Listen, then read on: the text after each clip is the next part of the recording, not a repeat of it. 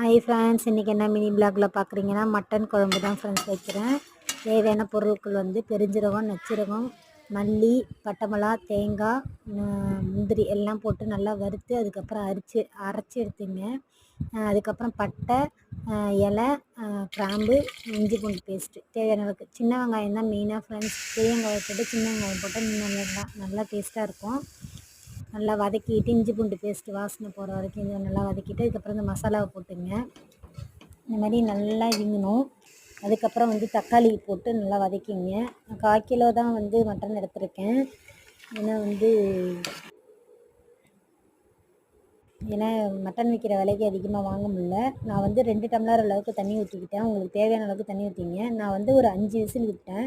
விட்டதுக்கப்புறம் வந்து பாருங்கள் குழம்பு எப்படி இருக்குன்னு. லாஸ்ட்டில் கொத்தமல்லி போட்டுங்க. பிடிச்சிருந்தா லைக் பண்ணுங்கள், ஷேர் பண்ணுங்கள், சப்ஸ்கிரைப் பண்ணுங்கள், சேனலுக்கு சப்போர்ட் பண்ணுங்கள். இது ஒரு முறையாவது நீங்கள் செஞ்சு சாப்பிட்டு பாருங்கள் ஃப்ரெண்ட்ஸ். தேங்க்யூ.